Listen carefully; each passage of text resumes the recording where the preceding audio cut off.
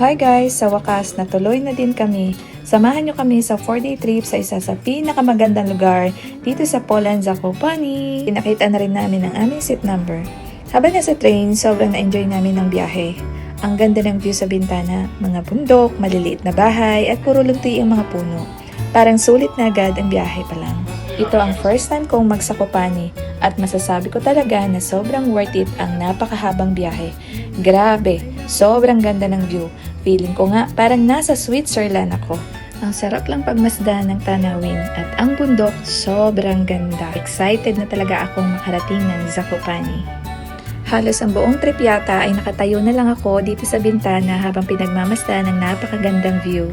Sobrang na-enjoy talaga namin ang biyahe at hindi ko na malaya na malapit na pala kami. Pagdating pa lang namin sa station ng Zakopane, bumungad na agad ang napakagandang tanawin ng mga bundok. Ramdam na agad namin ang fresh at relaxing na atmosphere ng lugar. At ang mga lokal dito o turista man ay napaka-welcoming at grabe yung energy ng city na ito. At ito pa lang sa station ay mararamdaman mo na talaga ang saya at excitement ng mga tao. Habang patawid nga kami ng kalsada, may nakita pa akong kalesa. Habang papunta kami sa hotel, nadaanan naman namin itong napakasikat na Zakopane sign. Syempre, hindi pwedeng hindi magpicture. Ang ganda ng view dahil napapalibutan ito ng mga bundok. May nakita rin kaming pangsilip na parang malaking binocular para makita ng mas malinaw ang view. Syempre, gusto rin subukan ni Love. Umakyat na siya.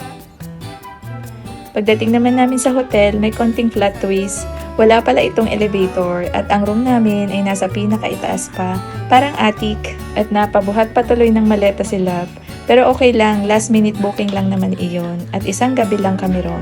At sa sobrang pagod ni Love sa pag-akyat, parang gusto pa niyang upo dito sa folding chair. Imagine ganito kataas yung aming inakyat at finally, eto pa pala, may isa pang palapag. Hindi pa pala. Ano ba naman? Asa pa ka pinaka-ano pala kami, kaya medyo napababa yung presyo. At ito na guys, ito na talaga, hay sa wakas nakarating din kami. At na-surprise nga kami guys kasi maliit lang talaga yung room, pero kahit maliit lang ang room, naging komportable pa rin kami.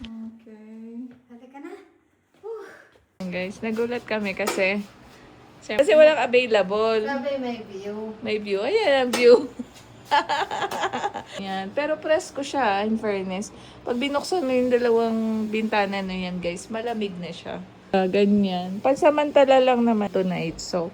Sabi yung Pero may... ano yung meron sa spa? At dahil napagod nga kami sa biyahe, magtimpla muna tayo ng kape. At kahit maliit lang ang room, napakalawak at napakalinis naman ng banyo. Actually, maganda ang banyo at may shower room na din, napaka-relaxing. At ang pinaka nagustuhan ko ay ang malamig at preskong hangin na pumapasok sa bintana ng bubong. At dito muna nagtatapos ang first day namin sa Zakopane. See you sa part 2. Bye!